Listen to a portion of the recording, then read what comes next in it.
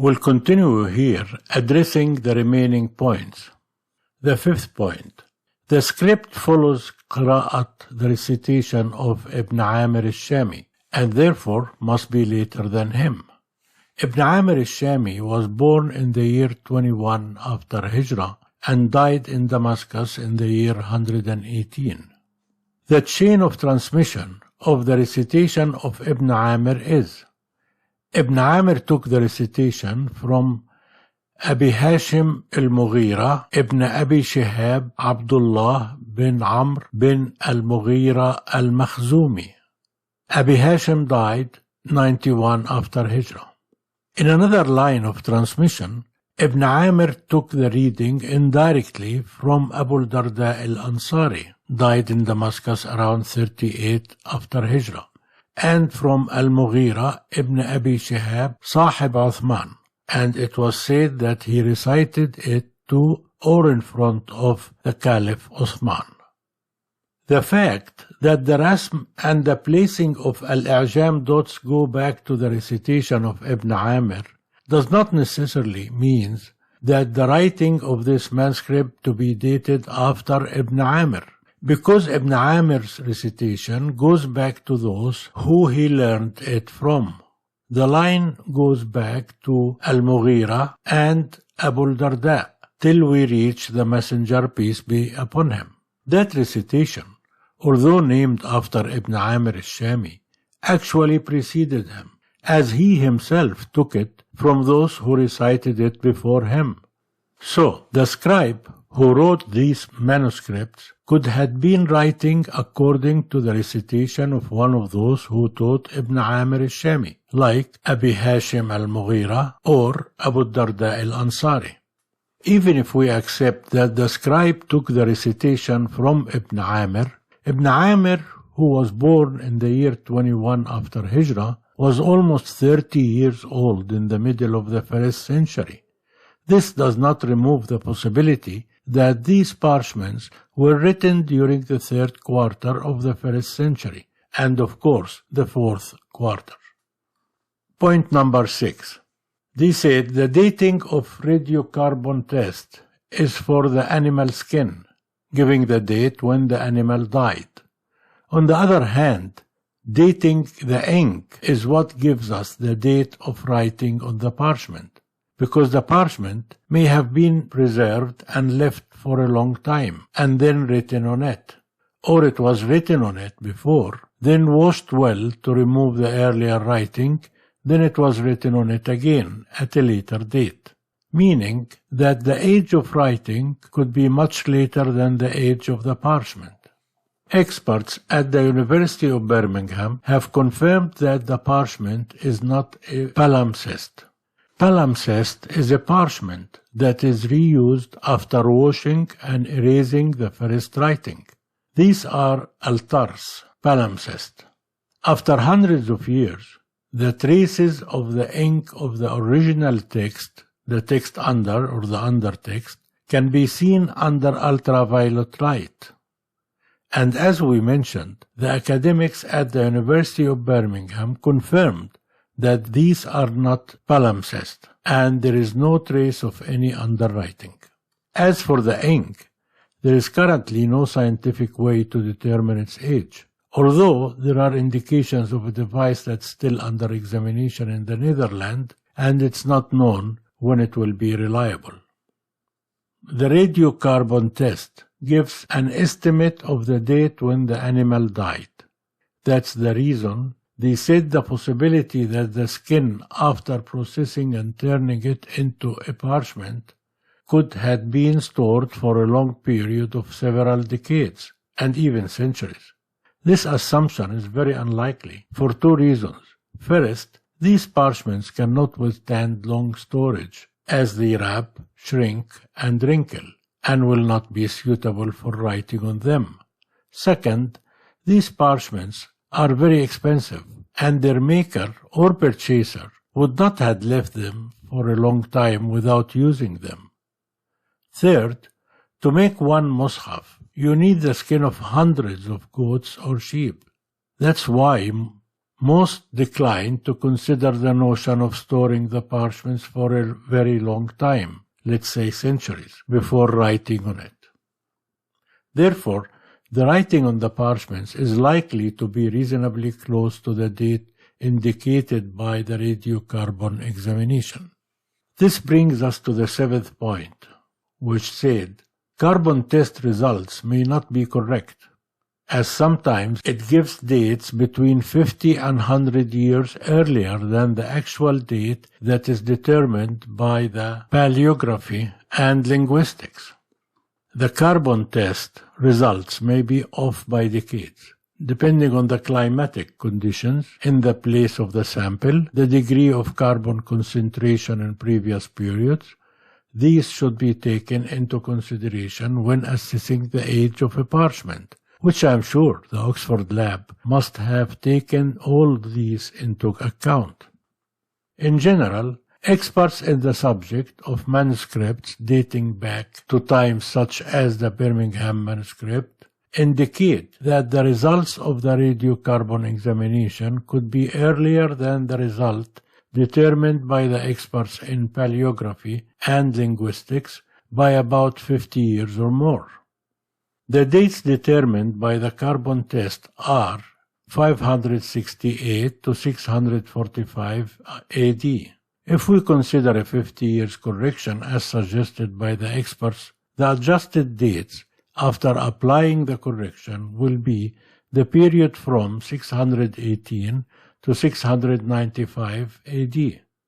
And if we take the latest of these dates, i.e. 695 AD, and since the first Hijri century began in the year 622 AD and ended in mid-718 AD, we will find that the year 695 AD falls at the first year of the fourth quarter of the first Hijri century. As this period, that's the third quarter and the last quarter of the first century, corresponds to the paleographic evidence, i.e. graphology, including drawing, punctuation, signs, the number of lines, the margins, etc., and what is supported by the fact that this parchment match in style and script to 16 other pages kept in the French National Library, which dates back to the second half of the first century, as well as the manuscript in the University of Tübingen in Germany, which is also believed to be earlier and may date back to the second quarter of the first century. It must be clarified here that there are tens of thousands of Quranic parchments and papyrus, many of them dating back to the first and second centuries, and after considering the 7 ahraf and scribal errors, all are in agreement with the Quran that we have today. They only differ according to the phases of the development of the calligraphy, writing and decoration, reflecting the period during which it was written. No one has yet found any variation except for minor differences that have no effect on the meaning. It's well known that copying is a painstaking human work that requires great patience and concentration, and spelling errors, although very few, still happens, because copying is a slow and cumbersome process, and a single page may take hours and perhaps a day. As for the palimpsests that were found in Sana'a, the superscript corresponds to the Quran as we know it today. As for the underlying writing, this was most likely used for teaching and was used by a student writing what was dictated to him. It is said in the Surah Al-Tawbah, it was written Bismillah ar-Rahman ar-Rahim, followed by the first words of Surah Al-Tawbah, all in one line. Under it is written, do not say Bismillah, followed again by the same first words of Surah Al-Tawbah. Surah Al-Tawbah is the only surah that is not starting with Bismillah ar-Rahman ar-Rahim. If we look at the figure to the right, we need to look at the written lines or typed lines on the white part in the middle of the figure. We see the first line, it say بِكُلِّ شَيْءٍ عَلِيمٍ. بِكُلِّ شَيْءٍ عَلِيمٍ. That's the end of Surah Al-Anfal. It's followed by dots on the line all the way till the end, indicating the end of the surah. Then the line after, it say Bismillah ar-Rahman ar-Rahim, dotted, it's supposed to be empty space for the word bara'atun. Then it is followed min Allahi wa rasulihi, which is the start of Surah At-Tawbah. Under that is another line. Say, La taqul Bismillah, mean do not say Bismillah. Then it's say, Bara'atun min Allahi wa rasulihi ila alladhina ahadtum min al-mushrikeen fasihu fil ardi. Which shows the second line, he started writing Surah Al-Tawbah by writing Bismillah ar-Rahman ar-Rahim. Then he carried on writing Surah Al-Tawbah. Then the next line, he wrote La taqul Bismillah. So it looked like the teacher told him, do not say Bismillah in Surah Al-Tawbah. He wrote what the teacher told him, La taqul Bismillah. Then he carried on to write the first words of Surah At-Tawbah. Although he wrote it in the line before, Bara'atun min Allahi wa rasulihi. So this shows us only that this could have been a student's writing sheet. This is what we expect to see in the writing sheet of a student in a class, where writing errors were not corrected and correction instructions were left without erasing. I repeat the figure again because now others said, what is written does not read, do not say, La taqul. They said, it reads Al-Anfal, where the first alif was in the end of the line before, that leave us L-A-N-V-L, which could be read Al-Anfal because we don't write the A in the middle, and it could be read La taqul, where the first alif was in the end of the line before, and the remaining after removing al-i'jam dots and the second alif inside the word, the two words will look the same. La taqul, Al-Anfal without the first alif. But it was not the practice to write the name of the surah at its end. Also, the scribe, if he was a scribe, not a student, have already put dotted line all the way at the end of the surah. Then he start writing already Surah At-Tawbah. When he wrote Bismillah ar-Rahman ar-Rahim, then there was an empty space, which is supposed to have Bara'atun. Then there is Min Allahi wa Rasulihi. Then this whoever telling us that there is an A in the end of the second line, and this will connect with La taqul or Al-Anfal after that. So why should he write the name of the previous surah after he start the line, complete line of the next surah? That doesn't make sense. Surah Al-Tawbah had already started in the line before. It is clear what is written there was La taqul. Don't say Bismillah. There are many other dictation errors that support the notion that their underwriting was not intended to be preserved and that this palimpsest were a student's writing sheet. We find a lot of people comparing various early Quran parchments and coming out with what they call variations in the Quran. Most of these variations can be explained by the 7 ahruf, the 7 dialects, the 10 qira'at, the scribal errors, the reciters who dictated the text missing a letter or a word. However, None of these variants bring any change to the intended meaning of the verse. I am yet to see a variant that changes the meaning of a verse. What we may reasonably conclude from the Birmingham Manuscript and many others like it, as there are up to thousands of fragments dating back to the first Islamic centuries, all are substantially in conformity with the Quran that we have today. No other holy book can make this claim. We do not need all of this because we know and believe that Allah preserved the Quran as Subhanahu told us in Surah Al-Hijr. We have revealed al-Zikr, Al-Quran, and we will be its guardian. Verse 9, Surah 15. إِنَّا نَحْنُ نَزَّلْنَا الذِّكْرَ وَإِنَّا لَهُ لَحَافِظُونَ. As for those who doubt our noble Quran and only come up with trivial matters, a mistake by a scribe or a forgotten letter, let them come up with a verse whose meaning is different from what we have before us.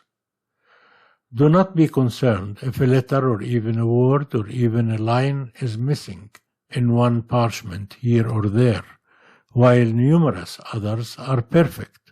After all, it is normal for a scribe to make mistakes or omissions. But ignoring thousands of correctly written parchments and selecting just a few which contain spelling mistakes or missing letter or word is not how research is conducted. As I check the Birmingham Manuscript, I find from what I reviewed, word for word, perfectly matches what is in our Quran today. The same is found in the manuscripts in France, Germany, Turkey, Cairo, Sana'a, Samarkand, and many others all over the world. Dr. Iyad Salim al-Samarai says about the manuscript and copies of the Holy Quran in an article published by the Quranic Studies in his answer to the question of his interviewers, Mr. Ahmed Wissam Shakir, the question, is there a difference in the Quran text between the early Masahif and the Mushaf printed today? In the light of your comparative study of the phenomena of al-Rasm in the Mushaf of Al-Hussein Mosque in Cairo, and comparing it with the books of Rasm, al-Masahif, and the Quranic manuscripts such as Masahif London, Paris, St. Petersburg, and other Masahif of which your study covered? Dr. Iyad Salim al-Samarai answered, there is no difference in the Quranic text except what is due to the different spelling as al-Rasm which the scholars agreed upon, and such do not constitute a difference in the Quranic text. What is found today in the early Masahif conforms with what in the printed Masahif today. All the handwritten early Masahif and the ones printed today, old and new, they are in agreement in the Quranic text, and none of them introduce any increase to the noble text. End of quote. I like here to put a quote from Joseph E.B. Lombard of Brandeis University. He is Assistant Professor of Arabic and Translation Studies, American University of Sharjah, who is himself a Muslim, has written about the Birmingham Manuscript in the Huffington Post. He said, these recent empirical findings are of fundamental importance. They establish that, as regards the broad outline of the history of the compilation and codification of the Quranic text, the classical Islamic sources are far more reliable than had hitherto been assumed. Such findings thus render the vast majority of Western revisionist theories regarding the historical origins of the Quran untenable. End of quote. Finally, we say praise be to Allah, and we thank Him for having bestowed upon us this great Quran and for preserving it for us as guidance and mercy for the worlds. The following pages, you will find lines from the Birmingham Manuscript. Under each line, I put the same verses taken from the printed Medina Mushaf, which we read today, which shows each word with all dots and tashkil.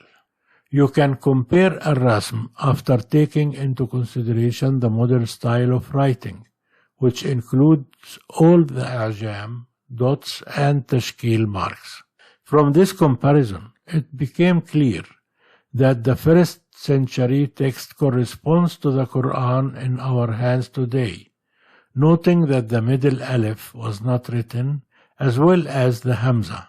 I will allow only short seconds, say 5 seconds, for each page, but you are advised to stop this video on each page and take your time to view these pages page by page and line by line, comparing the words in the manuscript with the words in the Quran we have today.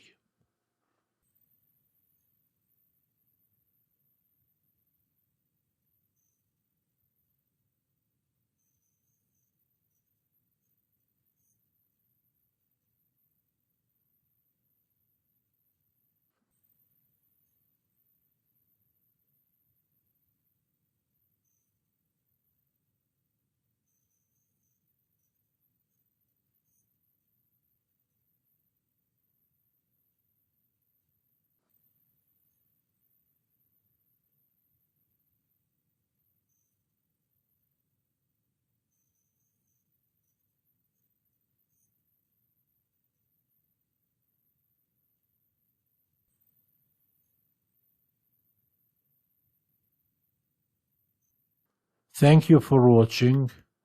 Inshallah, look forward to meet you again in another research. Wassalamu alaikum wa rahmatullahi wa barakatuh.